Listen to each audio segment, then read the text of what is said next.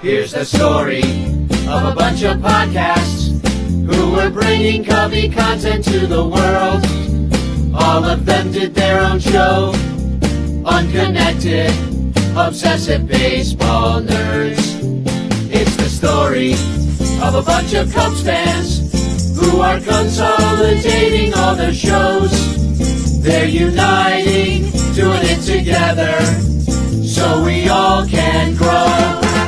Cup of Cubby Blues combining with Sunranto, Baseball Rabbit Hole and Cubs PS Plus. With Cubs Pod and Breaks Behind the Ivy, they're all teaming up to be the Bleacher Bunch, the Bleacher Bunch. We love the Cubs, that's the way we became the Bleacher Bunch.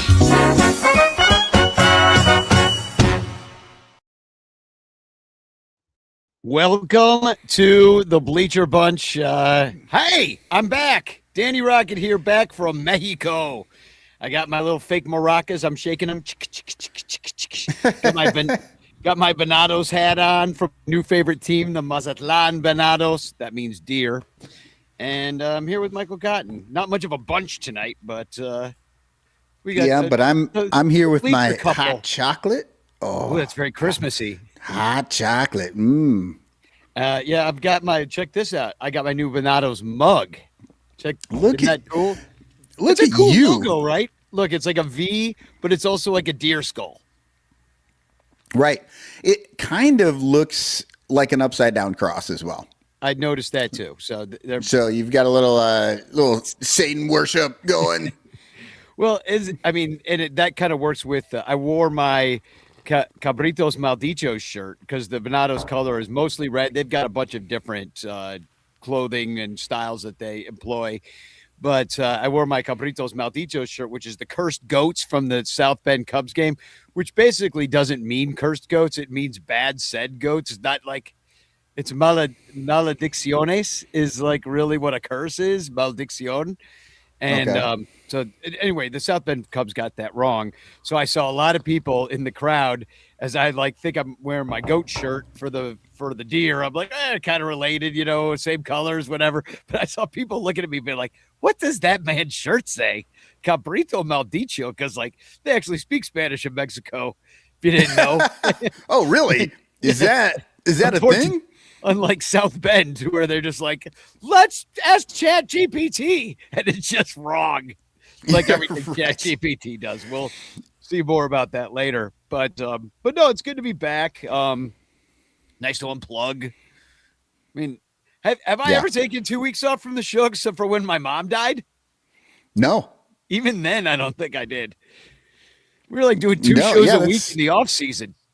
Yeah, exactly. And being able to unplug, take all the social media and not pay attention to that shit. If you can, I did that on my vacations as well. Oh, that helps more than anything. Yeah, it really does. And I took it straight off my phone, even. I never want to be one of those people who be like, I am leaving social media. It's just just shut up and leave if you're going to do that, But I did. I left social media. I erased the Twitter. I erased Facebook. I erased TikTok off my phone. And I found myself doing a lot more productive things with my time, which was kind of nice for a change. Now, are those things back on your phone now that you're back in the States? They're slowly coming back as people. Well, mostly because people send me links to things and they're like, oh, you got to read this. It's on Twitter. And I'm like, I can't. Got to click through all this Safari crap. I just put Twitter back on the phone so I can actually see it, Yeah. But I wish there was a way I could lock myself out of it or something like that. But maybe I can just have the discipline to not doom scroll like I used to. Right. Maybe you could probably, I'm sure there are parental controls where you can at least say that after a certain time or you can't, lock it so it doesn't work anymore. I don't know. Back in the day, I should have come with a breathalyzer. I'll tell you that much. When I was drinking, middle of the night, I'm like, "What do you mean? What do you mean? Theo's good at his job. He was right. Now he's terrible." And your mother blows goats. Oh, I guess I didn't need that part of it, but I said it in Spanish, so nobody understood. So yeah, so I'm back, and I did have a good time. I got some pictures I want to show everybody, but I do want to say hi to everybody and thank all of our Patreon supporters who support our show for being here tonight. Hashtag Chance in the chat if you'd like to win a Frank Chance postcard sent to you by me with a message of love and doom. I see Little Yumper, which actually, now that I see it, Lil Yumper looks like Lily Umper from oh yeah, the Lily Umpers. Lily Umper. Chris Salato is here saying Chance in the chat. Weren't the Lily Umpers from the Gulliver's Travels? Wasn't it one of the girls' league teams that played against the Rockford Peaches? The Lily Umpers, right? The Lily Umpers. So yeah, hashtag Chance, and I see that Frank it looks like we might have a new entry for the Carol contest from Chris Salato. I've decided, and I'll show you guys later what there's going to be a bobblehead involved in the prize now. A bobblehead independent. I see Dominic Galoro says he's one eye on the Bleacher Bunch and the other on the Iowa State game. That's weird. That is weird. Right. It's weird to me because Iowa State played last night. I don't know what he's watching tonight, but the Iowa State game was last night. So maybe just hit pause on that thing. You can watch it anytime, apparently. Or Dominic has invented a time machine, and right. He's now in the past. Which going to the past, that would help you somewhat. You know, you could go back to the 50s and get that Mickey Mantle. You know, invest in Apple in 1975. You know, that kind of thing. Right. So let me do a little show and tell with my trip to Mexico, and let's do it. Show us what happened in Mazatlan. Yeah, well, I'll just show you the baseball stuff because I got a lot of pictures of everything else, which is me hanging out at the beach, but I don't want to make you guys jealous. But here's the stadium, the Venado Stadium. It's the Estadio Teodoro Mariscal, which, if you want to translate Teodoro Mariscal, it's Ted Marshall, basically. So, it's Ted Marshall Stadium. Okay. Yeah, I'm like, wait, what does that even mean? No, he founded the Pacific League, now the Mexican Pacific League, in 1945. So he's a big deal when it comes to Mexican baseball. That's who they named it after. And the first game I went with my family, and just want to show you kind of, there weren't like a lot of people there, but boy, did it feel like there was, because the music pumps between every pitch. Like basically the pitcher's winding up, he's looking in for the sign, music's pumping. He's still looking in, sets, still pumping. Finally, when the ball exactly leaves his hand, the music will stop until it hits the catcher's glove, at which point it comes right back in. That would drive me insane. I mean, I think you get with it after a while. You get with it after a while, but it's because you just find yourself in your chair bopping around. I don't know. Maybe it's better if it's better music, maybe, but I don't know. I've been to some Oklahoma, like University of Oklahoma football games, and I hate it. It's just way too loud, too much all the time. I'm losing my mind through the whole game. So I don't know if I would like it. Well, I had a good time, and I like organ music, please. They had a little of that. It was taped though.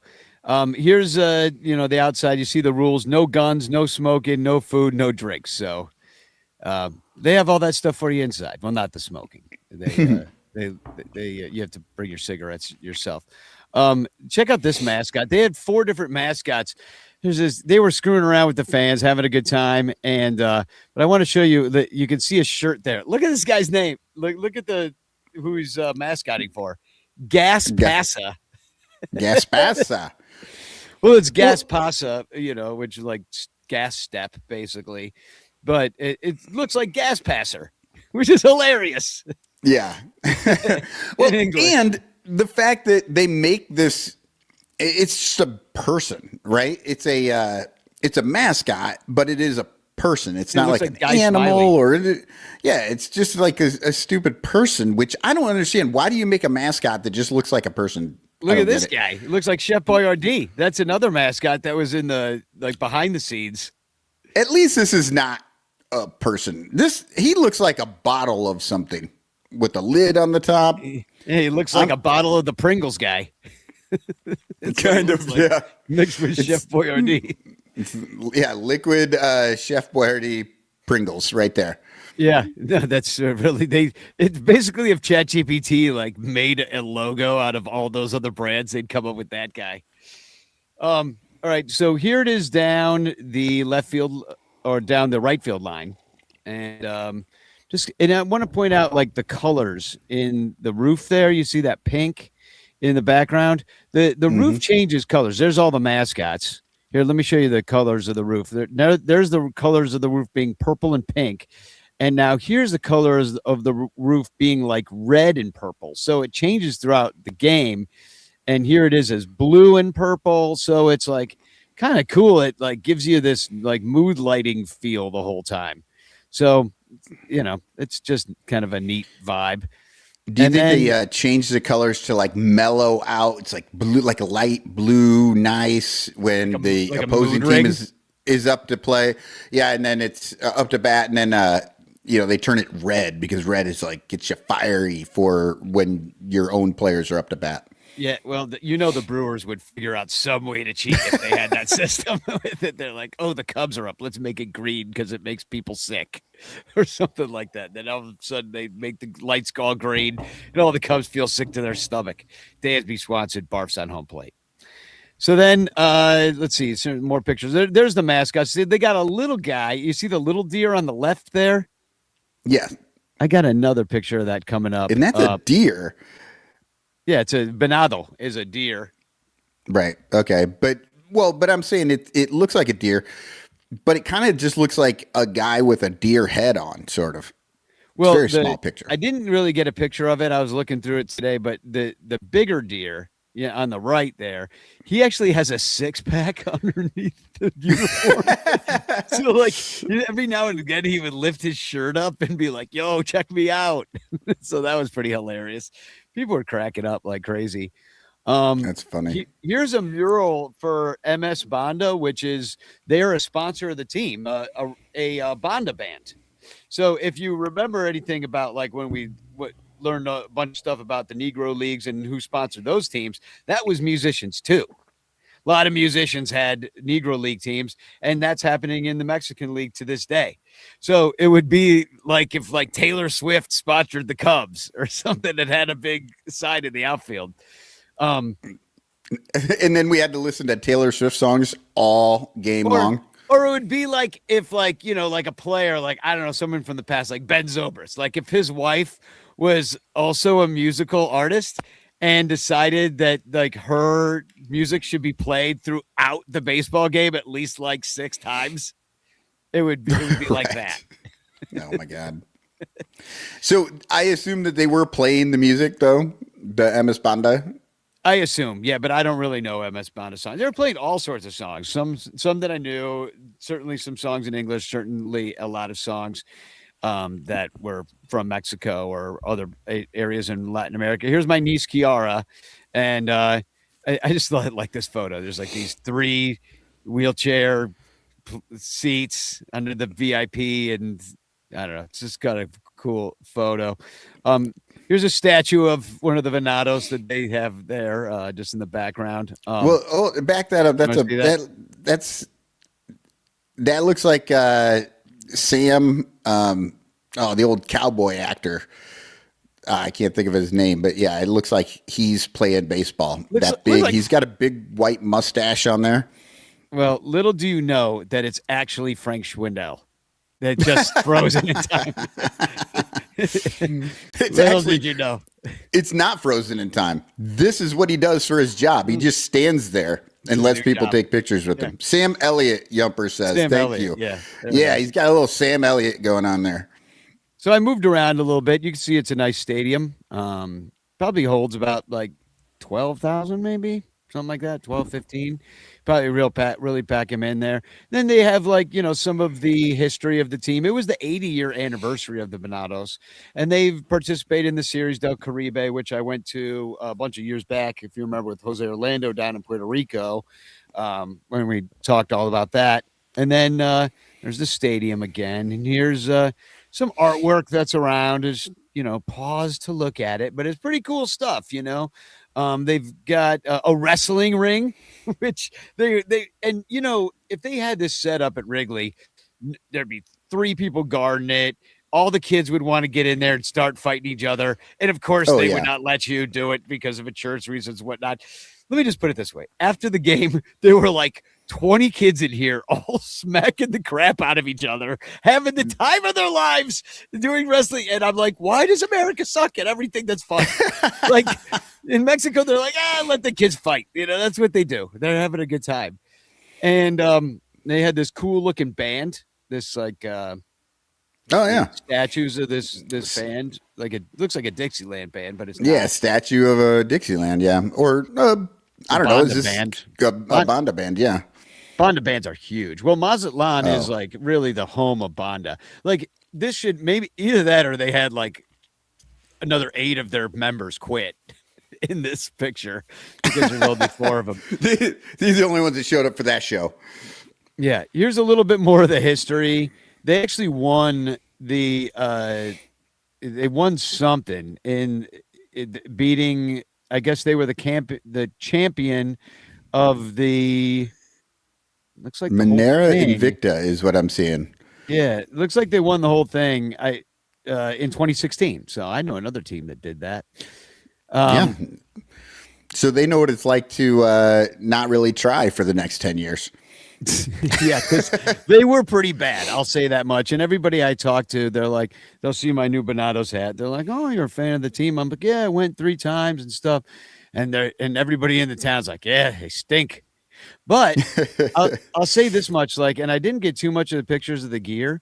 They've got great gear. And what I found out about it, because I went to try to find you a hat for the opposing team that I saw over the weekend, because they're called the Algodoneros. Which means you were saying that the Cottons, I think cotton growers or something. Yeah, I would totally dig that. But they don't sell it in that town. It's like if you couldn't find a Cardinals hat in Chicago or a Brewers hat in Chicago. Should really be the case. It really should be the case, but that's the way it is in Mazatlan.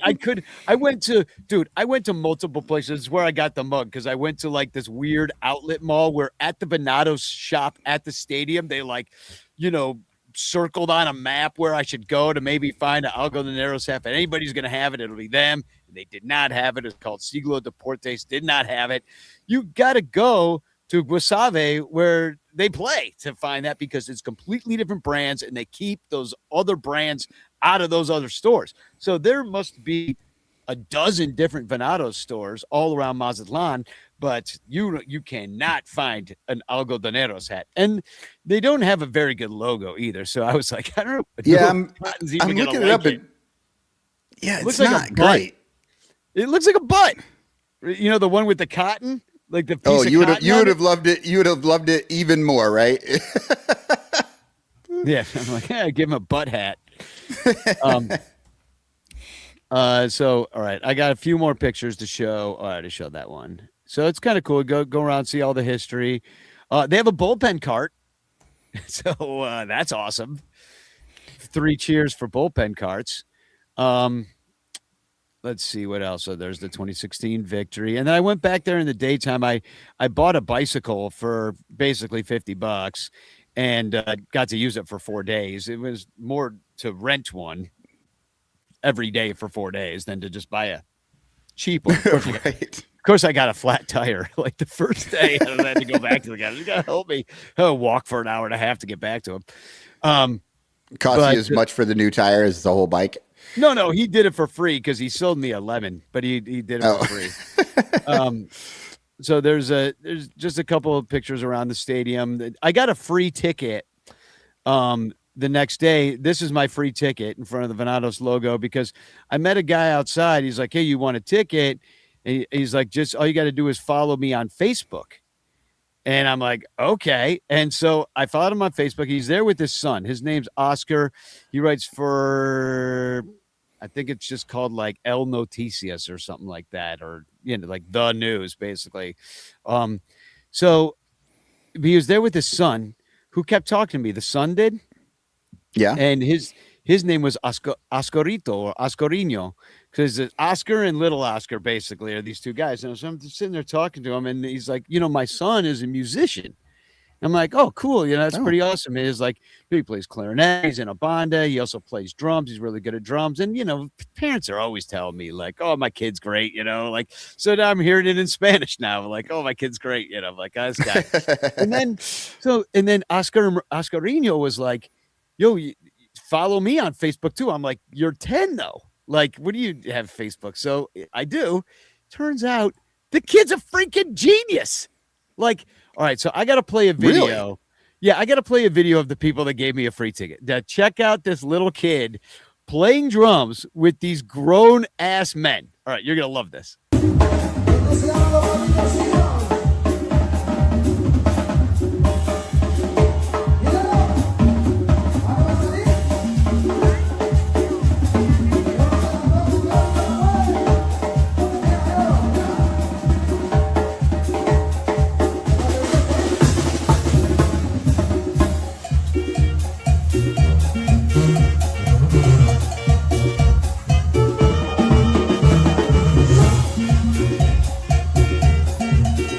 That kid is killing it.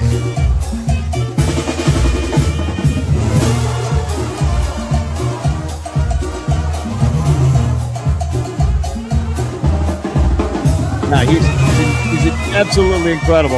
And like, you don't understand, like, he's the only kid. And if you could see, he's standing up on top of like a platform so that he can reach the drums. Because the kid's right. So 4 foot something. Not a big kid.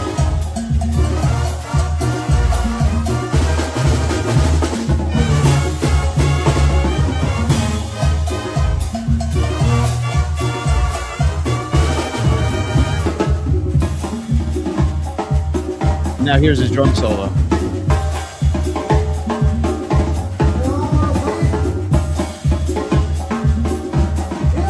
And like these grown ass adults are just standing around waiting for this kid to keep being incredible.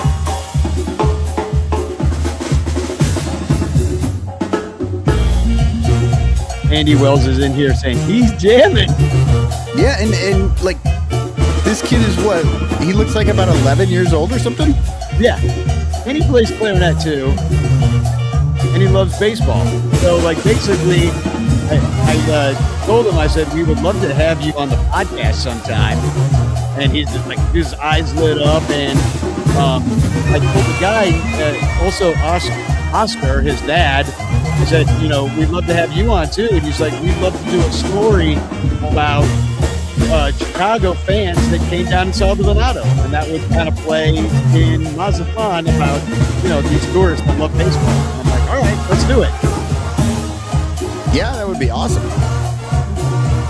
Reaching out across the border. We're not all assholes.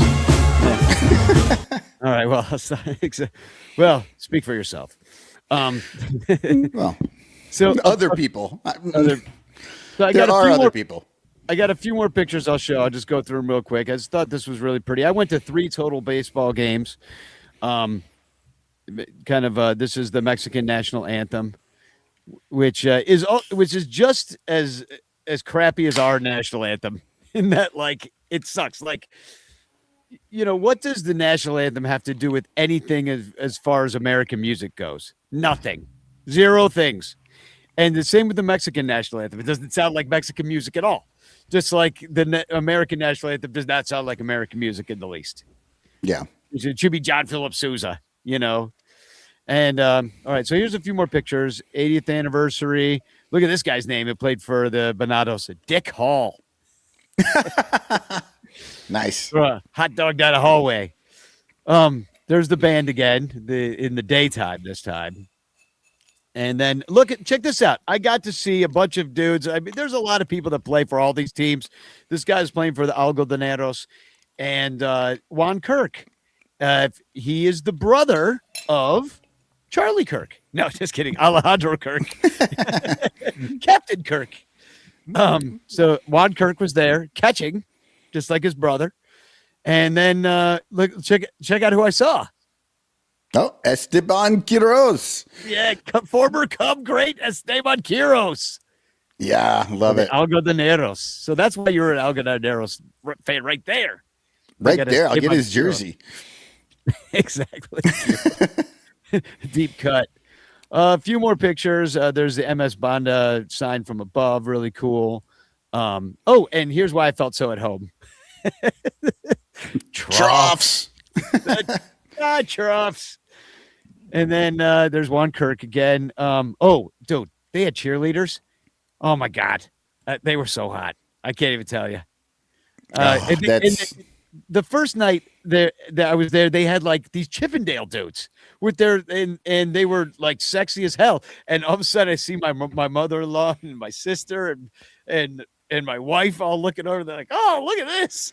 And it's these hot dudes, hot Latin dudes, all freaking dancing and like pelvic thrusting in the air because it was ladies' night on the Friday. They have all the women that I was with all remarked that not only was it great that they got to see half-naked men dancing around and gyrating in their face, but that they had great gear from the Venados for the ladies. So that's way better than the Cubs have. Right. They really have thought about it. Whoever's, we've seen a lot of bullshit from MLB and some styles. So what you're telling me is it wasn't just a men's shirt, but then they bedazzled it. And now it's a woman's shirt. Put a flower on its shoulder. Yeah. Cut the sleeves off. Call it a day. It's a baby doll. So hot male and women cheerleaders, and there's the band MS. And I didn't know they were a band. I thought this was like the minor league team. Miguel Esparza, who I was texting with the whole time, was like, that's one of his favorite Banda bands. And I got to tell the story about the old man. Right. So I went 2 nights in a row. Saturday night I go, and it's fan appreciation night, which really didn't mean much of anything except for they were selling these raffle tickets to win this truck. I did not buy a raffle ticket because I couldn't really figure out how to do it, nor could I figure out how to get a truck back from Mexico. So I wasn't about to figure all that stuff out. Oh, you don't think it would be hard to just drive a truck from Mexico to Chicago across the border? That should be easy. No problem. I saw on the news thousands of people do it every single day. Every single day. Exactly. At the border. I could drive it right through the alligator infested Rio Grande.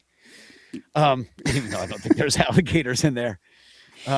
Just razor wire. But so they have this contest, and after the game, they do a bunch of fireworks. And then they're going to give away this truck. So they start calling the winner of the truck. Cheerleaders are there. All these dignitaries, the owners of the team, everybody's there. And they call the name, and they've left. They're not there. They won a truck, and they didn't stay to win it. And there's no, you don't have to be there to win it. You got to be there. They must have called 5 names of people that won the truck. And it was like that scene in Sound of Music, when they're the family has escaped from the Nazis and they won the contest, and they keep going, the family von Trapp, and the spotlight goes to the corner and the family keeps not showing up, and then finally the Nazis are like, oh, they must have escaped, and it was like, the winner is Esteban Quiroz, and Esteban Quiroz had already left, and that would have doubled his salary right there if he won that. Right. But instead, in the end, the man who won the truck should not be driving. He was so old. Look how old he is. He's like 90 years old. His kids had probably just taken his keys away, and then he's out there winning a truck. There's the mascot. I'm trying to find another picture of the truck. Nah, I don't have another. This is the best picture I got of the guy. But it's pretty. If you zoom in, you can see how old he is. Anyway, that was hilarious. I was laughing. Everybody was laughing. They're like, I can't believe that old man won. And there's another picture of the hot cheerleaders, which I didn't take that. I didn't take that money. I swear. Right. Well, when I went to load my own pictures in here, I saw that it was full and I couldn't put any in there. So, because Danny's just got, he's a little nervous right now. He's feeling a little embarrassed that he has 57 different pictures of the cheerleaders that he's not showing you. Yeah, and they're all blurry because I was shaking. You were you and Reese McGuire over there watching Yeah, exactly. the cheerleaders. That's why he can't play in the Mexican League. Also, why he can't win a truck because he's not allowed to sit in the cab of trucks anymore. Part, part of his deal with the judge. So anyway, that was my trip to 3 games in Mexico. I had a great time. If you ever get a chance to see games in Puerto Rico or Mexico or Venezuela, if that place still exists after the next couple months, they're hosting the Series del Caribe, Venezuela. And we keep seizing their ships and bombing their boats. And they're supposed to have this big baseball tournament there in February or January. So see what happens with that. Yeah, that's pretty much what I have. If you ever get a chance to go, Michael, you've never been to a game in Puerto Rico or? I have not. I do want to, but yeah, I've only been trying to think. I don't think I've been to Mexico since I started doing this show. Honestly, I mean, it's been a long time since I've been to Mexico. Well, you got to get back. In fact, I was thinking as I was down there because every single stadium's in with a 2 or 3 hour drive of each other, and I thought it would be fun to like get a 15 passenger and drive over the border from San Diego or something and just start making our way to all the stadiums in Mexico. Like would be fun. Like we're a bunch of Hunter S. Thompsons and Ken Kesey's on a bang bus with the Mazatlan cheerleaders. God. That came out wrong. That did. I had the Mazatlan cheerleaders. My wife just yelled from the other room, "You're not going."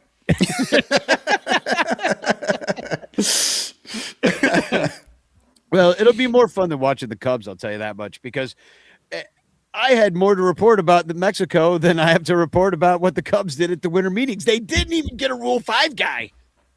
Yeah, their specialty. We've been talking about this on the Discord. If for all the Patreon people, they can go on the Discord, and yes, we talk Cubs, 365 days a year, and we're in there talking about all this stuff. And basically, the only time you heard the Cubs name, you heard it a lot. They didn't get a player. Every time a player would sign, Cubs were in on him, but he didn't want to do it. Well, and we're not surprised around these parts by any of this. They were rumored to go after pitching. They said they're going to be in the mix for all the pitching. So far, they've whiffed on all the big ones, but they did get a couple guys. I mean, this guy Colin Snyder. I mean, we could start with him. I call him the Tyler Zombro nerd special. Because we went through a few of these last week, and I would just like say the name and just see if anybody knew who they were. No, nobody knew who it was. Well, yeah. Well, Colin Snyder, I don't think you went because wasn't that a newer one? I mean, you've probably talked about Phil Matone. Yeah, we brought up Phil. But yeah, here's Colin Snyder. He's a supinator. So he really twists that supinator muscle when he throws. And, Zombro loves it. I mean, that's what they called him, Tyler Zombro. He's a supinator that he said a bunch of nerdy stuff, which is why he's supposed to be good. But in Seattle, he had a 5.47 ERA in 24 games, 26 innings pitched, 24 strikeouts, and they batted .299 off of him. So they were supinatoring him right into the freaking bleachers, apparently, because it didn't go that great. Yeah, not at all. And that's kind of a pitcher's ballpark. So not good when you're at a 5.47 out there. 1.44 whip. I mean, he got worse in 2025. 2024, he did pretty well. Only 41 innings pitched in a 194. But all the other years, he was bad. So, I mean, great. But it's a minor league deal. We'll see what he's got. Blah, blah, blah. Colin Snyder. He should spell his last name with a Y. It's way cooler.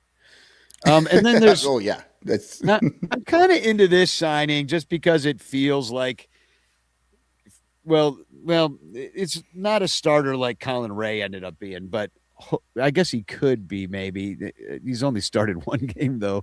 Maybe he'll be an opener. Hobie Milner is a lefty specialist, not really specialist. Pitched 70 innings last year for Texas, but look at all those years with Milwaukee. So he's a Craig Counsell special. yeah. Hobie is literally his name. I looked it up. It's not even a nickname. Hobie. It's not even a nickname. Yeah, Hobie. Wasn't Hobie the name of the kid? Okay. I'm getting a brain flash here. What was the Baywatch? Wasn't Hobie the kid's name on Baywatch? The Hoff's whatever his name. Yeah. I don't know. Somebody in the chat who watched that show, tell us about Hobie. Who knows? Maybe it's that kid. Maybe he grew up. Well, he'd be like 50 by now. I mean, I feel like I think he's the only Hobie in the world. It's not a name. But he was okay for Texas last year. I mean, negative WAR player, though, but he'd 70 innings pitched. You wonder what it would have been like if he was with the Cubs. I wonder if he could supinate more. I wonder if they are looking at him and they're like, you know what? The pitch lab is creating supinators. Wouldn't he have to suvinate because he's a lefty? Ooh, I don't know. I don't know how that works. Maybe you have to say supinate just backwards. Well, he had a 3.84 ERA, but look at that last year with Milwaukee, a 182, 64 innings pitched. This guy's been a workhorse the last 4 years. That's the only thing that kind of worries me is that, he might be a little supinated out at this point of his career. Right. I mean, we saw this slappy seconds. He's not really a scrap heap guy. They're giving him $3 million. And I went down a little bit of a rabbit hole is that he is the son. You know how they put on Baseball Reference when their dad played or their uncle played or whatever? He's the son of a catcher named Brian Milner. Now, do you ever remember this guy? No. You wouldn't, because he played 2 games for the Blue Jays in 1978. But check this out. Yeah, I know. But check this out. In his 9 plate appearances, he went 4 for 9 with a triple. He scored 3 runs and never played in the majors again. Like, is that not like the Cubs special? I was just gonna say, was he playing for the Cubs in 2025? Exactly. Set him down. He's terrible. He doesn't know what he's doing. Get him out of here. Triple should have been a double. Idiot. Get out of here. What's that guy thinking? We told him to take 3 pitches. Exactly. Don't be hitting the ball. That ball was half a centimeter outside. Robot Up would have called it a ball. You hit it in the corner, you idiot. You should have walked. You should have walked, you fool. But I was like, why didn't this guy get a chance? And then I saw who were their catchers that year. They had 3 other catchers on that team that played on the 1978 Blue Jays. They were Rick Cerrone, who went on to the Yankees, and the Red Sox too. I think he played for a couple of different teams. I actually remember the name, but Alan Ashby, who ended up his son, I believe, currently plays Graham Ashby, something Ashby. But Alan Ashby was a catcher for the Astros for years and years and years, and amongst probably other teams too. And then, do you remember Ernie Witt? I think he stayed with the Blue Jays. And so they had 3 catchers, other catchers besides Brian Milner. So that's why he went 4 for 9 and never got another chance, because there were 3 other guys that had really good major league careers. But so still, that was my rabbit hole that I'm sticking to it. Oh, but this is 1978, you're saying, right? 1978, yeah. Okay. Because I was like, yeah, but he can just go sign with another team. But actually, 78 was like the first time anyone was ever a free agent. So they had the players union had just gotten that right to change teams, and so people just didn't really. They didn't know how it worked yet. Yeah, they didn't really know how to do it. So he may not have had the opportunity to change teams until, a couple years later and catcher. Who knows? You still had NL and AL guys. A guy never went from the NL to the AL usually. I mean, it happened rarely, and now it's people all over the place. So anyway, I kind of like the Milner. I don't know if you looked this dude up, but he's got that funky stuff, 3/4 arm, not really a submariner, but that funky left. It's going to be a different look out of the bullpen, out of left side. Jed has shown that that's one thing he's been able to do is find these guys. Certainly Craig Counsell knows him well. He did pretty good last year with this crap, Well, great.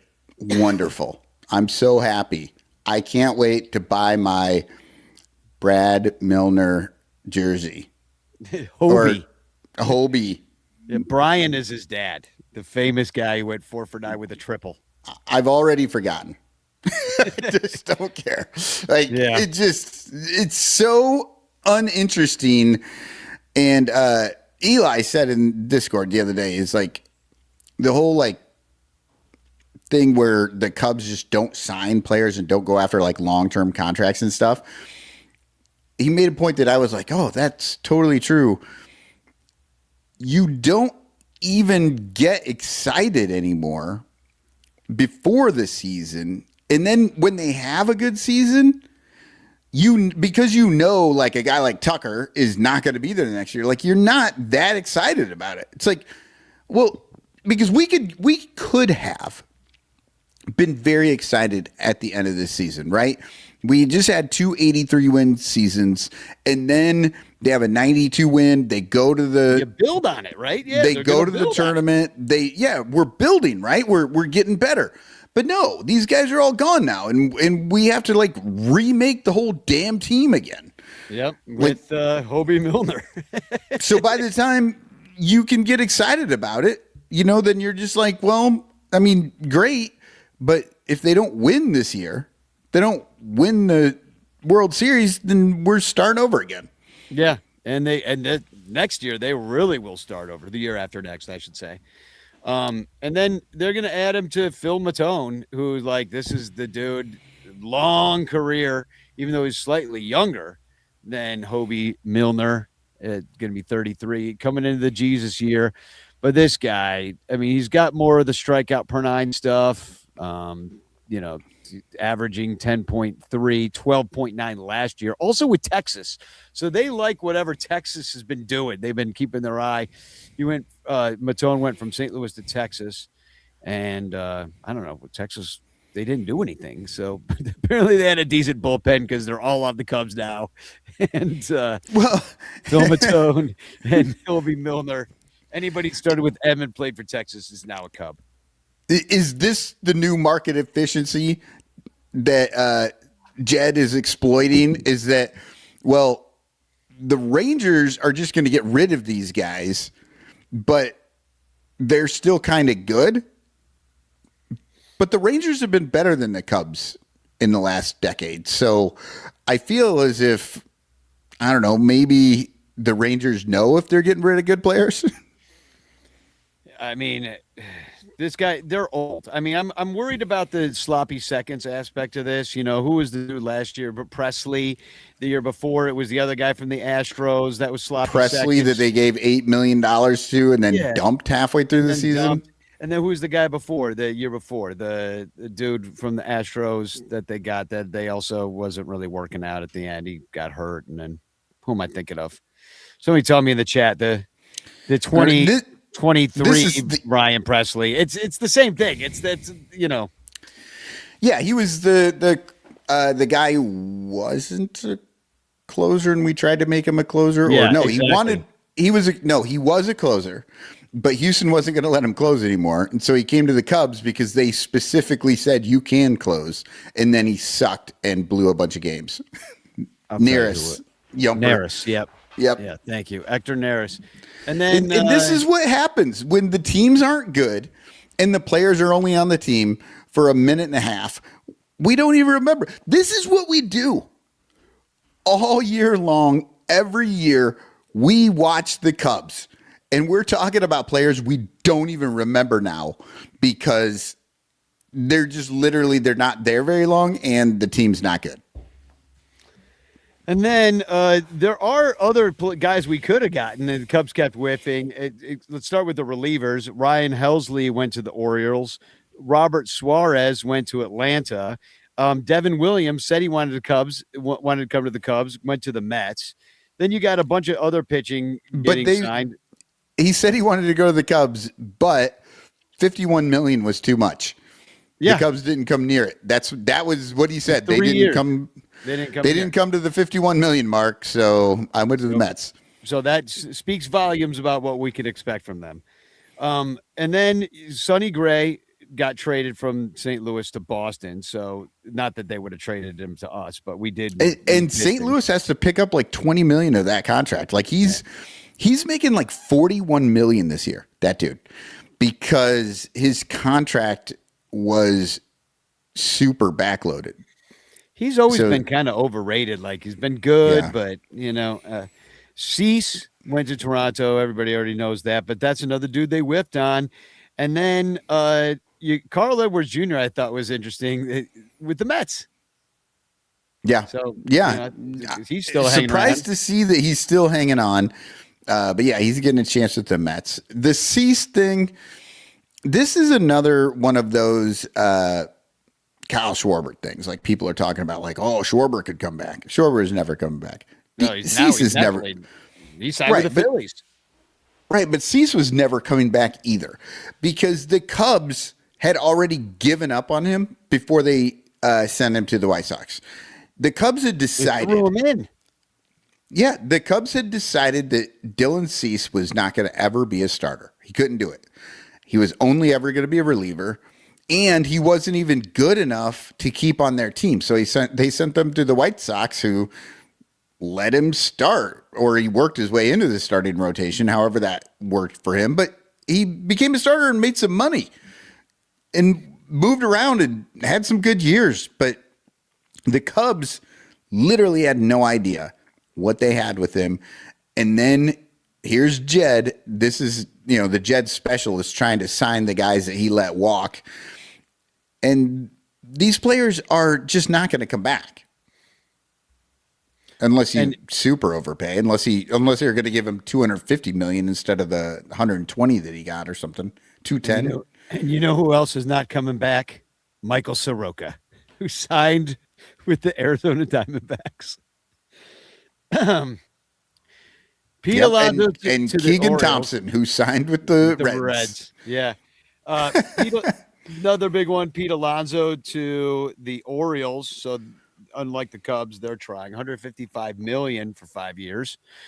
And then Schwarber, 5 years, 150 million, slightly less than that. They're going to get their money's worth just because the dude hits dogs. I mean, he's going to continue to do that. And then Josh Naylor signed back with the Mariners. Those are really the big ones. The best news about Schwarber going to the Phillies is that he didn't end up with the Reds. That would have been bad. That would have been really, really bad for the rest of the division with, Kyle Schwarber getting 4 to 5 at bats every game in that ballpark. Yeah, I mean, it would have been great for Schwarbs. It would have been our just desserts, though. Like we would have deserved that. And I would have laughed at us, even though it would have been painful to watch. The fact that he's on the Phillies, we don't have to face him as much, but we still have to get past him. The Phillies were the only team that actually managed to, like, besides the Blue Jays, beat the Dodgers in the National League at all, right, in the playoffs, like at all. They swept everybody else. So anyway. That's kind of the rundown of Mexico and what's going on. So why don't we take a break and then we'll come back and we have some fun things. We got some AI videos that were sent in by Wrigleyville Bum Joey that I want to highlight because they're hilarious. Yeah, and we're done with all this bullshit Cubs non-winter meeting having asses. We're gonna have some fucking fun when we come back. We're gonna talk about some shitty Cubs gifts. We're going to talk about Cubs gifts for certain players. Danny, what are the 3 players you have Cubs gifts for? I've got gifts this week. Maybe we should probably do this next week too. It's hilarious. Oh no, next week's the big show. Next week's big show with the big music Christmas party. Yeah. We'll talk about that later too. So Miguel Amaya, I have a present for. Ian Happ and the Cubs manager Craig Counsell. I've got and for all those players. And I have gifts for Justin Steele, PCA, and Dansby Swanson. So people in the chat, you'll have a break here. We're about to take a break. We're going to do the silhouette. Put your guess in for the silhouette if you want. But also think about some other player. If you have a good gift, and you know what I'm talking about. We see a good mention in there. We'll put you on the show because I want to see what kind of gifts you're getting for these Cubs players. Yeah. All right, we'll be right back after this quick commercial break for our Patreon. Oh no, silhouettes first, right? Here, who's that Cubby? All right, so if you think you know who this Cubby is, Matt go Shaw. ahead and put it. Yeah. But yeah, put it in the chat. Think of your gifts for players, and we'll be right back. And hashtag change in the chat. The Bleacher Bunch brings you great shows like Sun Ranto, Cubs PS Plus, Bricks Behind the Ivy, Cuppa Cubby Blue, and Baseball Rabbit Hole. But you could be getting so much more when you subscribe to our Patreon page for as little as $1 a month at patreon.com/BleacherBunch. Get access to our exclusive daily show Cubs Pod, where we recap every single game. Plus, be the first to hear Cubs music, get early access to events, and receive an invitation to join our Discord Cubs community, where fans just like you show up every day to rant and rave about our beloved boys in blue. Most importantly, 10% of your Patreon pledge will go directly to help the Lost Boys Youth Baseball program. So join us. There are perks at every level, like the Renter Calendar, absolutely free, and name recognition for you or your business. We are independent Cubs podcasters, and we need your support. Otherwise, we'll quit. Seriously, we'll all quit. Some of us might even die from your lack of support. In fact, the cutest little puppy you've ever seen will die if you don't support the Bleacher Bunch at patreon.com/BleacherBunch. We promise to spend all the Patreon money on tickets and beer and all the dog crap we have to buy just to keep our podcast rolling. So give us your money, and we'll waste it far better than you will. Patreon.com/BleacherBunch. Free trials are available, but don't do a free trial. Just join, okay? Okay.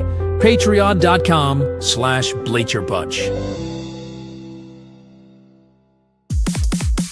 In the clutch, in the clutch. Buy t-shirts from In the Clutch. Take it from the Bleacher Bunch. You'll love the shirts from In the Clutch. In the Clutch shirts are comfortable, stylish, and guaranteed to get you laid. Plus, they're proud sponsors of the Bleacher Bunch. Use promo code BleacherBunch for 10% off your purchase. Nice to feel and soft to touch. That's why you will get laid so much. Wearing a shirt from In the Clutch. And you can thank the Bleacher Bunch. In the Clutch, in the Clutch. Buy t-shirts from In the Clutch. Remember the code Bleacher Bunch. Save 10% at In the Clutch. In the Clutch. In the Clutch. In the Clutch shirts actually not really guaranteed to get you laid. Who's that Cubby? Matt Shaw. Oh, and Yumper got it in the chat. And why can't I get back to these things? Okay. It's Will Ferrell. Here he is batting for the Cubs in spring training. And you see right there, traded to the Cubs in the middle of the third inning. Well, he did that thing where he played all the positions, but he played for a bunch of different teams, and he went around to different spring training games. I went to the one, I think he played for the Cubs against the Angels, I want to say. Yeah. I don't know. Wait, who did it say? Did it say who? No, traded to the Cubs. Yeah, it doesn't show who they were playing in this game, but yeah. So Will Ferrell actually has a baseball reference page. And so which is why I decided I was like, I'm going to use this one. Yeah, he it says bats, right? When you're looking at the thing for Will Ferrell's page, it says bats, but bats is in quotation marks. Bats right, throws right, height 6'3", weight, it says 220-ish. Wasn't he supposed to be making a movie about some guy or a TV show about I forget. It was supposed to. Wasn't it like somebody did that one time? Like played every position in a game, and it was and he was doing a movie about that guy.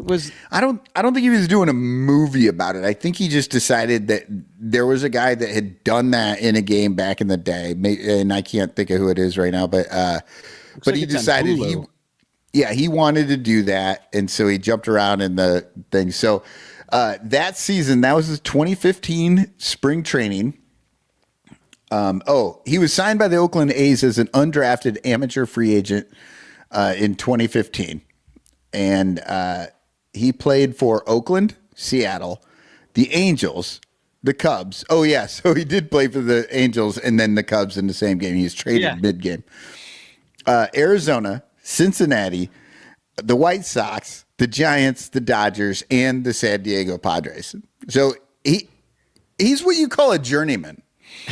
He made his way around spring training, played for a lot of teams, but you'll be interested to know the only team that he played multiple positions for was the Cubs. He played third base, he pinch hit, and first base. So he played third base and first base.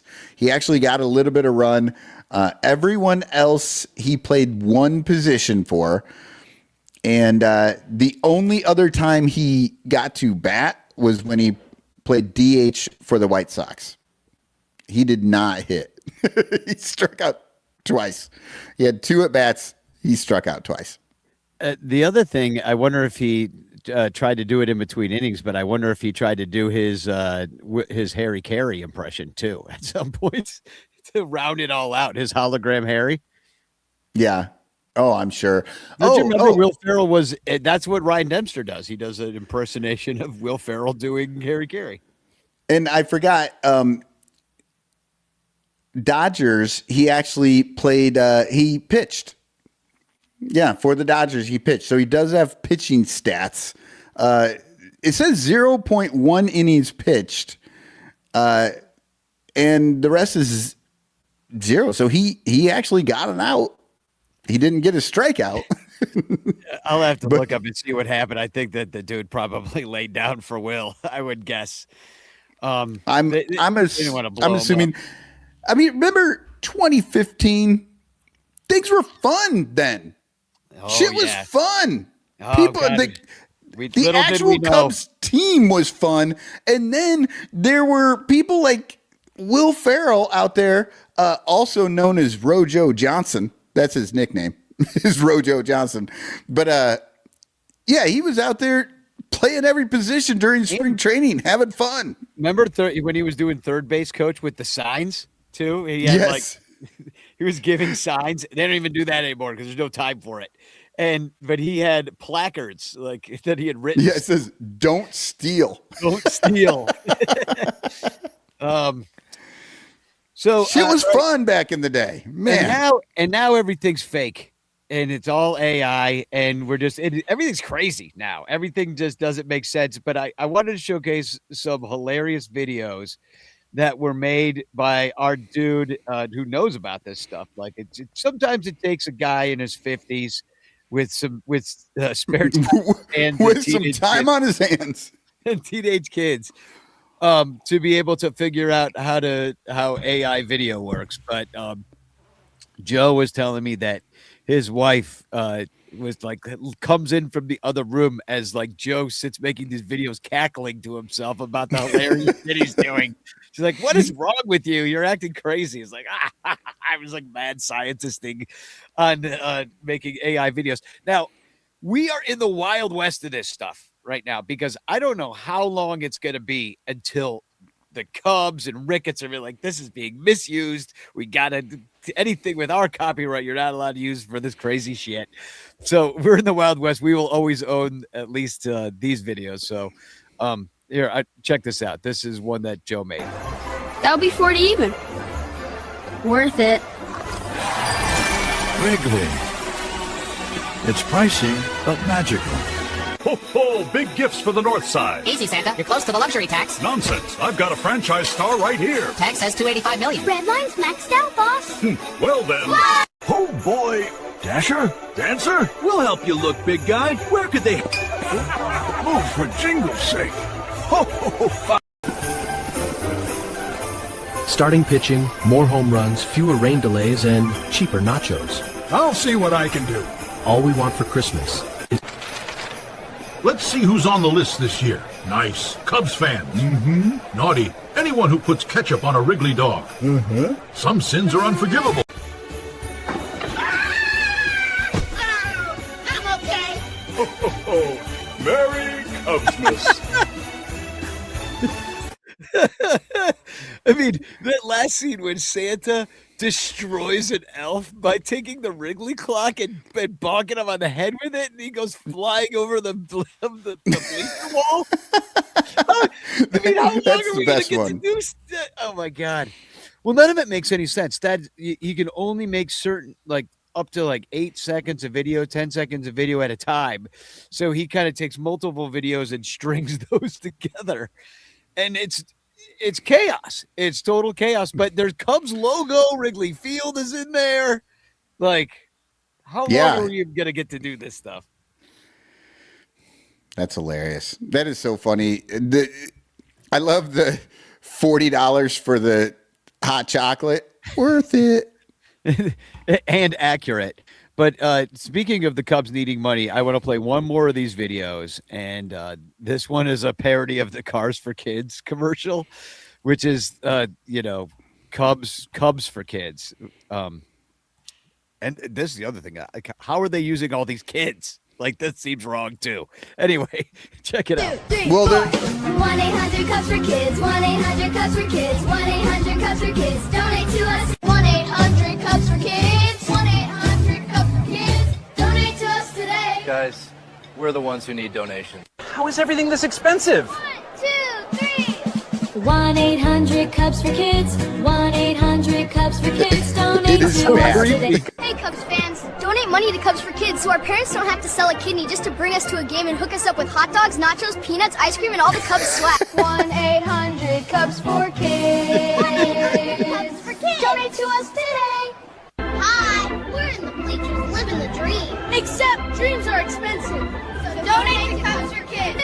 2, 3. 1-800-Cubs for Kids. 1-800-Cubs That very much does look like Clark, donate too. to us today.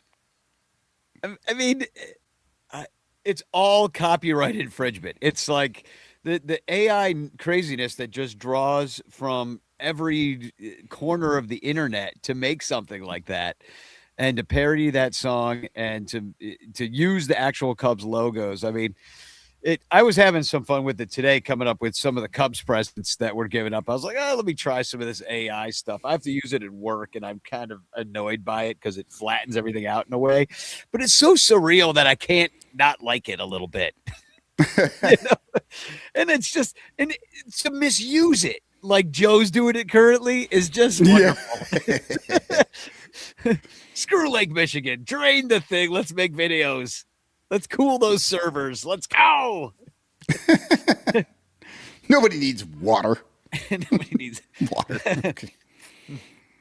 So, shall we give away some presents? Let's do your bad presents first. You got a few. I didn't have time to come up with some of these shitty presents you could get the Cub fan in your life, but you found a few things that are hilarious. I saw. I did. I am going to have to jump out and come right back in because I cannot I can't move my stuff around. I can't get the pictures that I'm looking for. You're frozen. I mean, here's the thing. StreamYard, we were talking about this right before we went on. It comes up with all this great new bells and whistles that we have to learn how to use all the time. But then stupid shit like this will happen. You just like get frozen randomly. So Michael's gone for a second, so I will keep going by myself. Oh my God, what do I do? I know what I'll do. I will show you my first Cubs present that I'm going to be giving away to. Oh, you're back so fast. I guess I won't do that. Yeah, no, I didn't think it was going to take me long. Now I can look at it. So, all right. So I've got some bad gifts. I found some bad gifts, some bad Cubs gifts out there. And the first one I'm going to give us here, David Ross. There are some David Ross hats left over from when he was with the Cubs, and I found them out there. Right there, baby. Double fingers. You got the red bill, the cubby blue hat, and the two fingers sticking up, just like David Ross always wanted to be remembered. Red bill, though, that's what's hot about the hat. I mean, where do you get this? Looks like AliExpress. Yes. Yeah, AliExpress. But I think this hat is like 99 cents, which is great. It'll plus $48 shipping. Yeah. And then let's see, what's the next one I want to show you here. Okay, so I found a couple of books. And I don't want to talk too much trash because I am out there doing the same damn thing. Look, people, I know I am putting out dumb Cubs books too, but here are some, and maybe we should just do this as a bit where we actually have a Cubs book club and we put these people who put Cubs books out there. This one right here, I love the Cubs Book of Rap. So the great part is this is a lifelong Cubs fan pens rap verses to capture the fun of the incredible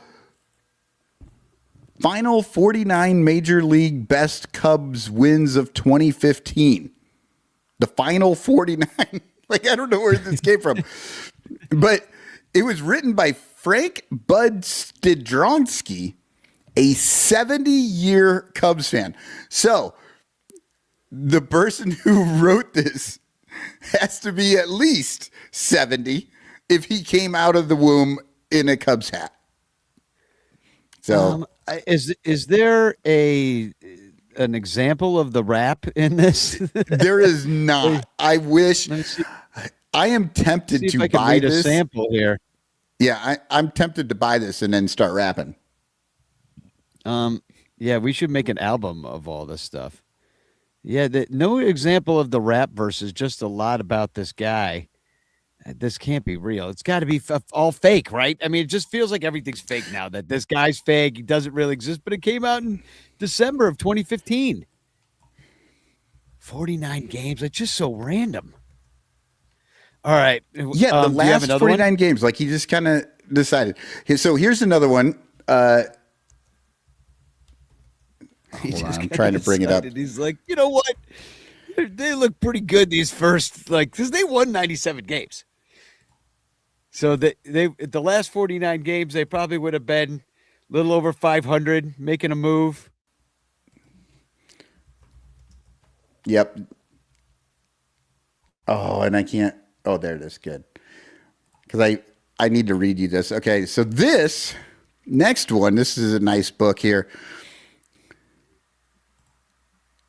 Chicago Cubs Sweetest 16, a baseball fantasy by Steve Corman. So Steve, this was I don't know about you.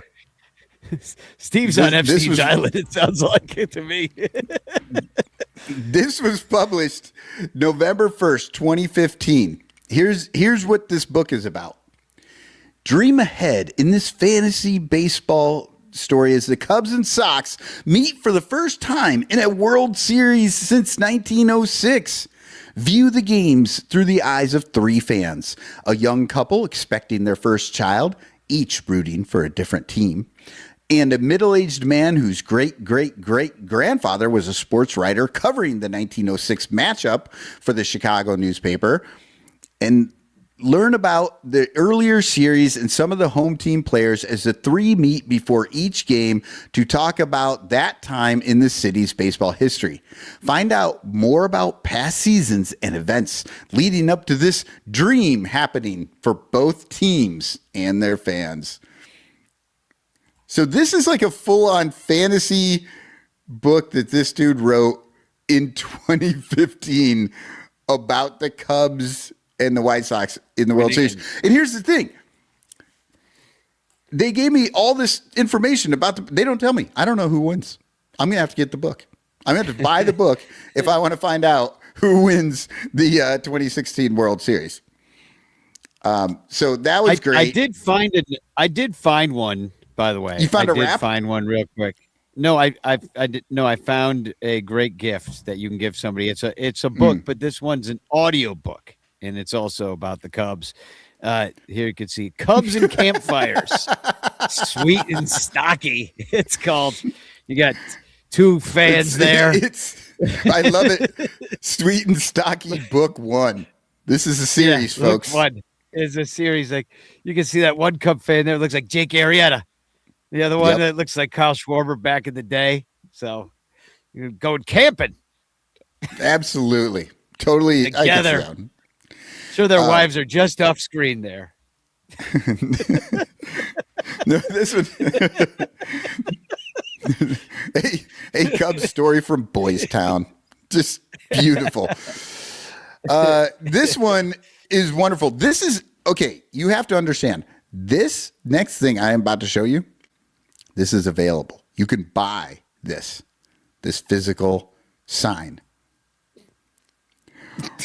What the hell? This is a Wrigley Field baseball club sign that was clearly made by AI, and then they actually made the sign. So especially for the listeners, it says we're pig blind Wrigley Field Lub Homia Chicano Do 987 Asi Duab. This has got to be the new Rancher of the Year prize. This is so good. Somebody literally made did some sort of like stupid AI thing for a Wrigley baseball sign and then had it made. I don't think it breaks any copyright rules. That's for sure. It in English, does anyway. not.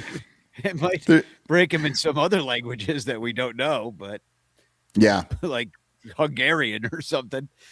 Yeah, I love that one. But okay, now the final one. This is the last one, and I'm trying to end my horrendous gifts. We started with David Ross's hat that he's putting out there, and Justin Turner. Justin Turner is also trying to cash in on his time with the Cubs by offering this Christmas sweater right there. This is, dude, why does it look like there's like ants crawling on his scrot? This is a Christmas sweater that also has a giant nut sack coming down off of the neck of the Christmas sweater. For everybody who's listening, it has there are Christmas decorations and stars, and there's deer, and then a big hairy nut sack, and right below that is a scrotum. Yeah. Yeah. You love, is this not, look, AI, that's the easy way to do the Photoshopping. That's a good Photoshop job, isn't it? I did that shit. You did that. Yeah. I did that shit in like 20 minutes before the show. That took you 20 minutes? Yeah. Now who's I didn't say I was fast at it. Oh man, I felt really good about that scrotum. Well, it looks good. I mean, it looks like what it is. That's for sure. So we thought we'd get some presents for some of the Cubs though too. So my list starts with Miguel Amaya because he starts with A, and I thought this year I would hook up Miguel Amaya with lifetime supply of bubble wrap just to keep him nice and safe throughout the 2026 season. There he is wearing it proudly, all that bubble wrap I just bought him. Then he looked good. Oh, he looks great. Now this is what you use AI for. Bubble wrap in your catcher. Bubble wrap in your catcher. I'm just really glad that it didn't bubble wrap his face. I was very concerned when I first saw this. I thought maybe he would not be able to breathe. Well, then there would just be another IL stint for him, wouldn't it? Yep. Okay. Where is my first one? Which one do I want to start with here? I got to find him. Oh, I'm starting with Justin Steele. Obviously, Justin Steele, he's working hard to get back. So this Christmas, I want to give him some inspiration. That's right. The DVD of Rookie of the Year, old Rowan Gardner broke his arm, and then he could all of a sudden throw very fast. But also, here's the big story. The kid was smart. When he lost his arm and he couldn't throw that fast anymore, he learned to make fun of players over at first so that they didn't notice they did the ball switch trick. And he told somebody that he's got a big old butt. I don't know. These are things I think Justin Steele needs to get into his repertoire because his arm keeps falling off. Yeah, he might not be able to pitch. So he's going to have to resort to trickery, like making fun of the butt of the opposing team. I agree. Yeah. All right. What do I have? Let's see. My next one is, I thought that Ian Happ, him and Bleacher Jeff have become such good friends over the course of both of their times in left fields on either side of that wall. And I thought I'd get Ian Happ a sweatshirt with Bleacher Jeff's face on it. Isn't that nice? Look at that. That is like Bleacher Jeff right out of sweatshirt. Ian Happ doesn't look too happy, to be honest. Well, I love this photo of Ian Happ. He is leaning on this rail. Wrigley's behind him. He's in full, I'm a male model. He's dropping us with some blue steel right there in his face. Yeah. And Jeff is not dropping blue steel. Jeff is dropping like one of those blue tablets in the back of a toilet that turns the water blue. That's really what he's doing. What's great about that picture? The great thing about that flushes. picture. Oh God. Yeah. No. And Jeff, there's no picture that looks more like a Bigfoot than right there.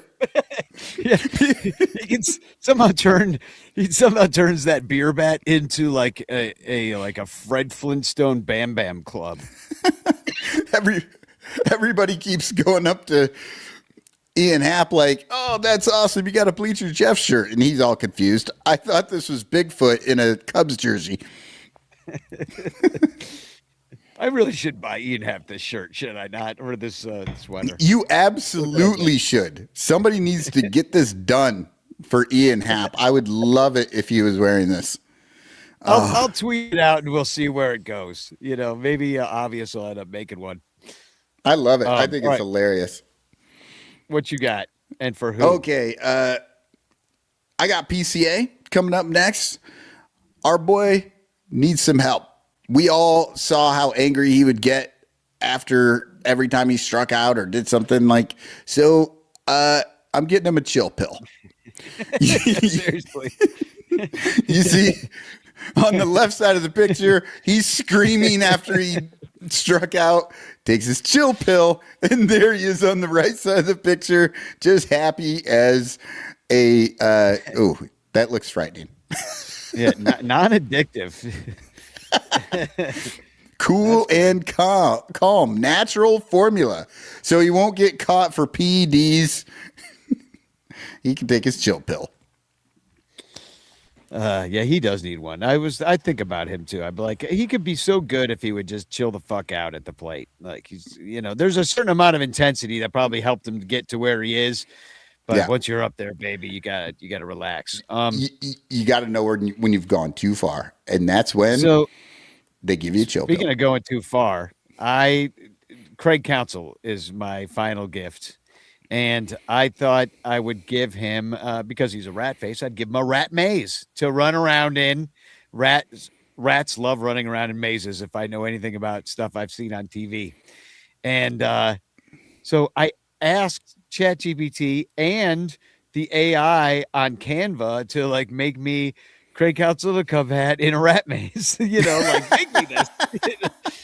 And it just gets dark so fast. When you ask it to do things, so I've got multiple ones and they're all creepy. They're all, Edward Munch from The Scream. It's all, is that his name? Edward? Yeah. Edward, what's that guy? The Scream. Edward Munch. Yeah. Is that it? All right. Yep. So check it out. I've got a few to show. Craig and his rat maze. This doesn't look like Craig Counsell, but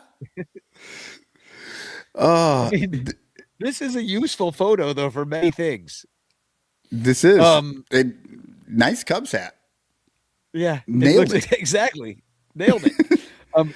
Here's Craig Counsell sad in a race of. This one looks more like Craig Counsell, but it's one of those bad AI drawings. And there's rats running around in the maze, and Craig Counsell just stuck in the middle of that maze. And this one does look more like him in his rat face. Got his nose a lot better. That would be good on a T-shirt. The other one would be frightening on a T-shirt. This would be good. This would be good. And then this one is also quite frightening. Look, who is that? That guy looks familiar, but it's not Craig Counsell. But he's just looking at a hole, and there's all these rats around his face. Which that is a super creepy picture right there. Who is that though? That's not Craig Counsell. No, it's not. But you're right. It does look like. Oh, it looks like one of those kids from Dawson Creek. Maybe. I guess. I don't know. Dawson at age 50 or something. I don't know. And then look at this one. This one's super dark. That does not look like Craig Counsell either. This is a great maze. Yeah, this is a great movie poster right here. I think this one and that first one. You could do two different movie posts. Who cares what the movie is? Yeah. Jesus Cub Christ. rat. The look in his face. In that first one. Yeah. He looks determined to get out of that rat maze. This guy seems like he died there and has come back as a ghost in the rat maze. Rat now v. my rat. final This is Counsell versus Counsell. That's the movie. It's rat v. rat. The final Counsell that goes all MC Escher with this final one. Super creepy. Really looks more like Ron Santo as a player. That's a scary face right there. Yeah, it looks like you know what it looks like? It looks like the faces that are coming out of the bottom of the Harry Carey statue. Oh yeah, that does. That Harry Carey statue looks like those are the souls of all the people he ate. Like if you're into Nightmare on Elm Street, there's I think there's a scene where he rips open his shirt and there are like children's faces trying to get out of his belly. That's what the Harry Carey statue looks like to me. This one, and which looks like this. Also would make a cool T-shirt. Actually, this would be a cool T-shirt. This would be a cool poster. Also, in the rats, those faces are very much like Craig's. Craig, yeah, a bunch of Craig Counsell surrounding 1950s Ron Santo. What's up with the hat though? I'm trying to look closely at the hat. Is that an actual Cubs hat, or what's going on there? Not really. There's a lot going on. Yeah, that looks like Luis. You need to give that to Luis. Tell him you got him a Christmas Luis, gift. I got you. Yeah. I made this for you on AI. It's your name in a Cubs logo. So that's my last one. But oh man, I can see why people end up going down dark holes and needing institutionalization or more medicine after playing with AI too much. You're like, I am God. It's like, well, now you know what artists feel like. Yep. That's why we're so egotistical. You got to be to get through it. Okay. Well, I got one more. I got my gift for my guy, Dansby Swanson. And you know it. The thing that he wanted the most this year, mayonnaise. That's right. What do you get for the most generic white travel ball boy that you can find? A big ass jar of mayonnaise. To hit baseballs into. Look, he crushed that ball. That's got to have been like at least 105 off the bat into that jar of mayonnaise.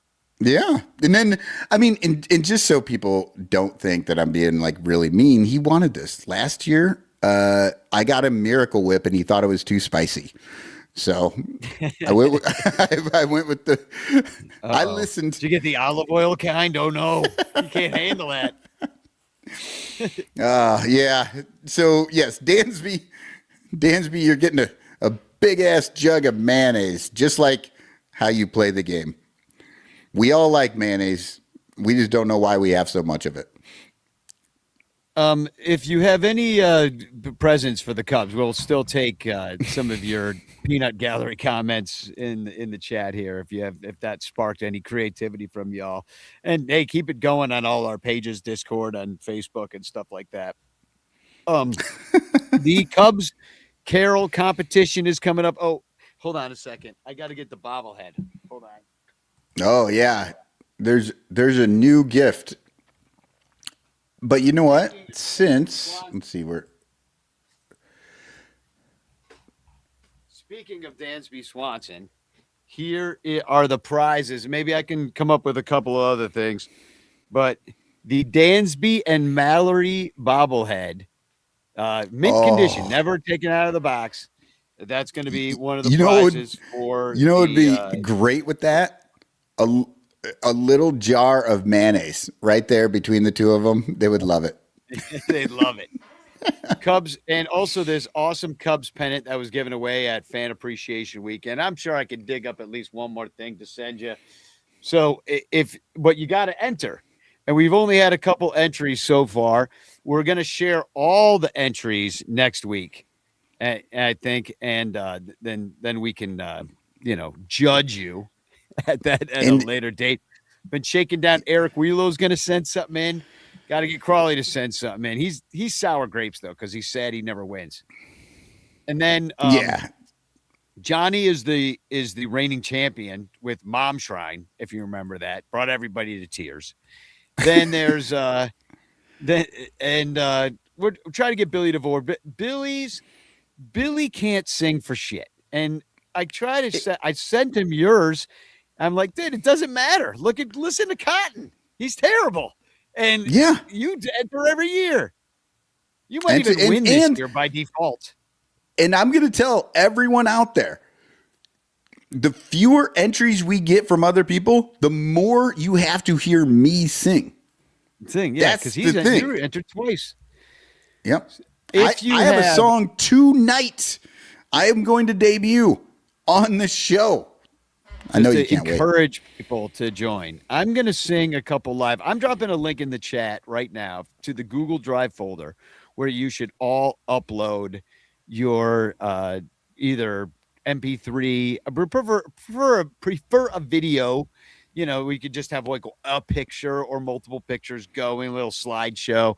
It definitely helps your cause as far as winning. And then, but it's not necessary. If you have a funny song, you could just do it live, like Bill Sugas in his carol singing chair. Yeah, he's got a carol singing chair. He does it every year. It's great. And if you only have an MP3 or something that you want to send, maybe you don't know how to do it. I could actually add your music to a few pictures if you want. Like, that doesn't take me very long to do. MP3 is fine too. We'll take an MP3. Just do it on the voice memos on your phone or whatever. Dominic Galora says suggests doing AI Cubs carols. Hey, we are progressive. We are not Luddites here on the show. We misuse every new technology we can get our hands on. And here's the thing. You can have AI help you write this song, but you need to sing it. I don't want to hear no AI bot singing a song. I'll even take AI bots. Obviously, you're getting disqualified in Michael's book. Yep, you won't win. Disqualify him, right? Because, obviously we see like Joe can do AI Sora freaking Christmas carols. Of course, they're only like 4.5 seconds long, but yeah, no, you're not going to win with a 4.5 second carol either. So that's going to be tough for you. David Elliott says he'll send in his Cubs carol this weekend. So great. So we're gonna. Yep. It's going to be an Salato says he's extravaganza. sending. Tune in next week. We're going to have all of these terrible songs to listen to. It's going to be a lot of fun. We will judge you all harshly and have a good time. And here's the thing: if you need some inspiration before next week, go back. All these shows, I think we've got four or five of them. This might be the fifth one that are out there of these shows where we show these and we talk about them. And I have to say, I have gone back and watched those and I laugh a lot watching these old Christmas Carol songs. They are amazing. And well, tonight I'm going to do one live, like one of the ones that I've written that we're going to do at Cubs caroling. And some of these lyrics may change as I go back through, but every year I've got to kind of rework some of the carols because new things happened. You know, there was a bunch of stuff last year about having an 83 win team. Last year we went to the playoffs and lost to the Brewers and they flew the L, which I sang that on the show already. They flew the L. So we'll open with that. That's on the top of the Cub Carol because that's the most hilarious thing that happened. But I thought something, even though that the Pope, being from Chicago, even though he's a Sox fan, like I'm like, we got to give the Pope a Cubs Carol this year. You know, so, but we can talk about the White Sox. So I got this to Let It Snow, Pope Leo. Okay. The Pope is a South Sider whose White Sox hat's a miter, a Catholic from Chicago. Pope Leo, Pope Leo, Pope Leo. He listens to all your prayers and he is a giant Bears fan. Imports Malort to Rome. Pope Leo, Pope Leo, Pope Leo. They say he's infallible, but I don't think that it's true. He likes the Sox, Bears, and Bulls, but he doesn't bleed Cubby blue. He's got a straight line to Jesus, loves tavern style and deep dish. Best Chicagoan since Capone. Pope Leo, Pope Leo, Pope Leo. Oh, so we'll be doing that one. That was I thought that was fun. That was a good one. I wrote one except for being a Cubs fan, nor for not being a Cubs fan. Yeah. So I wrote the short one right before the. No, I wrote. I'm just seeing it live right here. We're trying it out. I thought you were gonna play. Oh, this is the new one. All right. The new. I wrote it right before the show today. Yeah, we'll close the whole show with your favorite things video. How about that? Okay. All right. Go out with a bang. Like Hiroshima. Let everybody know that they can just shut it off before they have to deal with that. Kind of like the firebombing of Tokyo. All right. Here we go. Jingle bells, Hoyer smells Ricketts ass all day. Oh, what trades has he made? Free agents walk away. Hey, jingle bells, Hoyer sells mediocrity. Cubs spend enough to act all tough when we call them cheap. Hey. There we go. See? People. And by the You're way, not you gonna- can repeat songs. Just because Michael used Jingle Bells doesn't mean you can't use Jingle Bells as well. Like all the songs remain in. You don't have to think about being too clever. Like, remember when Crawley did that clever Christmas song that nobody knew, and he thought he was so clever? What was that one? I don't remember. Some Christmas rock song. Exactly. It was some Christmas rock song. He set it up. He had all this production value. That's what it's about. Yeah. I will say, if you're doing it every single year, it is fun to kind of find some of the weirder ones out there, you know. But remember John Pincus's when he was like doing he did Nutcracker Carol of the Suite? Bells. Yeah. All of his creep me out. Yeah. Every single one of them. It's like an ASMR video from hell. All of them. Yeah. All right. I got one more to sing live. And this one's about when Bleacher Josh fell in the basket at Wrigley Field. So this it fell in the basket to the tune of Up on the Housetop. So it goes, fell in the basket, Bleacher Josh. He got too overzealous. Lucky the basket broke his fall. Jumped out and threw a dummy ball. Oh, gee, butt made a C. Oh, gee, thumb's gonna bleed. Fell in the basket. What the heck? Josh got pulled out by Bleacher Jeff. Beautiful. We'll sing that with Josh. Josh is coming to Cubs Caroling, I think, if he's available.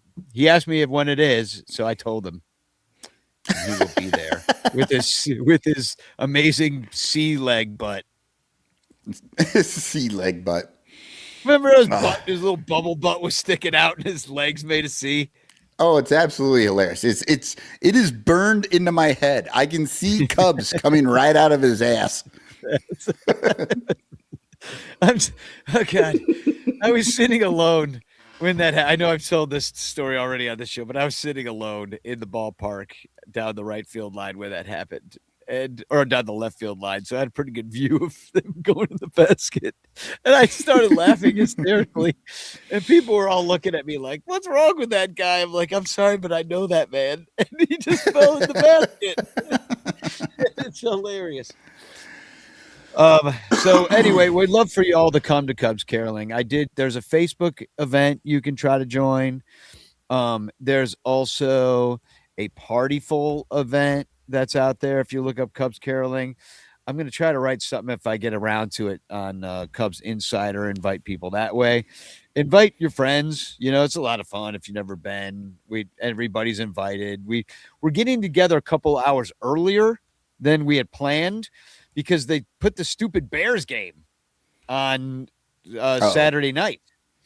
So now we got to get together at 4:00 instead of 6:00. So it's just a couple hours that will buy us, because I think we might have trouble if they're showing the Bears game to get them to turn it off so we can come into the bar and sing. So it's all happening a little bit earlier. At least it'll be better than the time we tried to do it after that crazy bar crawl. What is it called? Not the Santa Con. T-box. Oh. Yeah. Yeah. None of the bartenders wanted anything to do with us. Yeah. That night. No, and definitely go. It's one of those things, cross off your bucket list. It's a lot of fun. I unfortunately cannot come this year, Danny. You're not going to be blessed with my voice raising everyone awesome else's boats. And your blue Santa costume is going to be missing. That's the best. That's the best part, right? Is my Santa Claus costume? Yeah. And you falling asleep at a table at the end of the night. We're gonna miss that too. Oh no! Talk about AI, fake news. Danny's always getting those pictures, making them look like I'm asleep at a bar. I guess you could all claim that now. So I dropped the Cubs Caroling link. I dropped the Cubs Drive link. So I don't know if these just live in these sessions. I'm not sure if they do, but I'm dropping that again. The other link I want to drop is we're going to do Secret Ranter again. I saw that people were interested in doing it. We're getting going. Do we have time? No, but it doesn't matter. You know what I mean? Like I put it that first of all, like if you pick me, we're gonna pick the names on Sunday or Monday, I think. If you don't get it in time, it's fine. It'll come in January. But the other thing is like what I would like personally is if everybody took the $30 gift limit that you need to stay under and donated it to the Lost Boys. That's what I want for mine. So that you have time to do. Or if you have another charity like that you is special to your heart this year, whether you lost somebody to a disease, you'd like to give money to it, whether, give it to a local pet saving organization or whatever you want, just do it all online. And I would say, let's try to, put on your wish list, maybe some charities this year, because I love that idea. I love that idea. And you're right. We totally all have time for that. Like put a charity on there. Everybody has time to spend 5 minutes, donate, put the person's name, who told you to do it, whatever. And that's a great idea, Danny. I like that a lot. Yeah. So, cause we all got enough stuff. I mean, especially this year when a lot of the 1099 non-for-profits are hurting because they lost lots of government funding over this last year. So now more than ever. And Dominic Galoro, our resident mailman, last minute shopping is a postal worker's dream. It might get there. I think he means nightmare. Yeah. Or it's his dream because it's just so much fun to just, that's not going to make it. And they just have fun enjoying that. Yeah, you're not getting that. Yeah, no, I already see on some of the sites, like for example, in the Clutch, obvious shirts, they're clear on their sites. Order by this date, or we cannot guarantee that you're getting that. You know, and that's just how it is now. A lot of things going through the mail right now. The last link I'm going to drop right now is I've started to collect pictures for the Rancher calendar, which I have to start working on now to get it done in time. So look forward to that. If you have pictures from the year, gather them together. And what I've been trying to do is use everybody's pictures as much as I can as the pictures for the calendar. I barely brought my camera to Wrigley this year to take like real pictures, of stuff. But there's so many great pictures of all of us together, and that we don't need pictures of the Cubs in it. We just pictures of Cubs fans and like cool shit around Wrigley is, I think, going to fill this one out, which I'm excited about. I want to do it a different way. If anybody out there knows how to design a calendar without using this stupid service, they raise their prices every year. They're annoying to work with. It's wonky. They haven't changed the interface in forever. I would love if anybody is like, hey, I'll work on this with you, and is into graphic design, and was like, I can give you a bunch of pictures and we work together on it. Like, I'm totally in to bringing someone else on board because I'm kind of fresh out of ideas with this calendar that I've been making for a long time now. When was the first one? Like 2018? Has it been that long? So. I've made seven or eight of these. I've got my calendars, like I still have them, but I don't know where all of them are. Yeah. Yeah, I have them all it really together. is. It's really fun. They're like yearbooks now. Yeah, so it's like the Ranter yearbook in a way. But we're definitely getting Josh in the basket on one of those pictures. Mm-hmm. that one has to be in there. Well, that's going to be a date, I think, a special date. Josh falls in the basket on this date, so we can celebrate next year.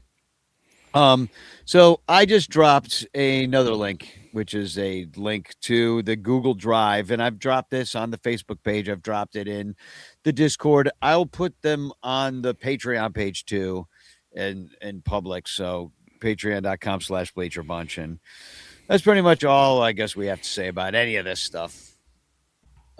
Hashtag chance in the chat. Yumper wants to know what service Because you said the service, but you didn't name which one. So, which one have you been using? Snapfish. So somebody other than Snapfish. Well, no, I've looked into all the other stupid ones, and the problem is, I think the best thing that I think could be done is that somebody could design a calendar from scratch and print it up in bulk like the funeral homes do for like $1 a piece. Because now they're charging like $10 plus shipping, plus then I got to ship it. And by the end of it all, it's all just eaten up with shipping and bullshit. Yeah, and the bullshit of the company. So,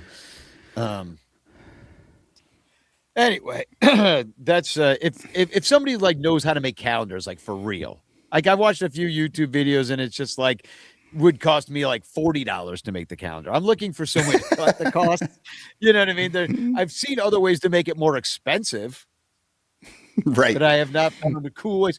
Like I just want you remember how you used to make collages out of pictures? You'd cut up all the pictures and you get a big poster board, you make a collage. Like that's my vision. It's like the whole thing is just like that. Every month is collages of us and the Cubs and just like stuff like this. But Snapfish doesn't let you do that. Well, I that's think my problem. You just answered your question there, Danny. You just have to print out all these pictures, collage them yourself, and then take a picture. And then use that. Yeah. And then use that. Oh, like you said, it costs more money to do it that way. Yeah, exactly. Yeah, exactly. And I'll use an Instamatic actual film camera. Yeah, and I will exactly. also develop the pictures myself in a dark room I've built from hand. Yeah. Only use black and white film. And so anyway, thanks to all of our Patreon supporters who do support us for these Don Quixote-esque quests that try to. Hey, at least we don't. We got to bring back next year Cub scavenger hunt. We haven't done that for years now. Cub scavenger hunt. Yeah, it's been a long time. So patreon.com/Bleacher Bunch is where you can support us, especially Rogue Wave Creative and Blake Beard, who are #1 supporters. All the other shows on Bleacher Bunch, there are too many to name at this point. You'll just have to listen for yourself. And Matt Kammer's permanent paintings in the clutch shirts. #Chance in the chat if you want to win the Frank Chance postcard sent to you by me with a message of love and doom. And we also will be giving away the Chance Chat winner of the year next show. Ooh, yeah. I forgot about that. Chance Chat winner of the year. We got a lot of stuff for that, right? No. I got to figure that out. Well, I think you'll get in the clutch. I got some stuff for you. Yeah. No, we've really fallen off. I mean, I used to have all this stuff, but it was hard to get the stuff this year. Everybody's too crazy. Well, you moved. Stuff. I moved. You moved. So I had to get rid of stuff. Yeah, I moved. And then we were giving away stuff at Ranterfest. So I ended up with less stuff. And also, like, people are a little crazy with the stuff now. You know what I mean? Like you gotta, like all the bobbleheads and all the giveaways, like people are just a little out of hand with valuing it too highly. So, so you got to jump through way too many hoops to get this crap. All right, here we go. I'm picking a winner, and soon I will be filling out many a postcard and sending them out to our many winners because I am way behind yet once again. And the winner is David Elliott. Hooray! Hey, congrats, David. That's exciting. Yeah, there we go. Now he's going to have to make a song about how he won Chance before the caroling contest. Yeah, and maybe just that last-minute chance winner is how he's going to be the grand prize chance winner of the entire year. It is possible. And so tune in next week, and it will be our final show of maybe they'll win this, Danny. Maybe they can win this. Wrigley Field. Homie Shiguro. You know what? Maybe I'll send you the same gift I get for Dansby every year. Mayonnaise. A tub of mayonnaise. A tub of mayonnaise. All right, to sing you out, here's the lovely strains of Michael Cotton. This is your warning. You can turn it off warning. now. 5, 4, 3, Spagog. 2, Spagog.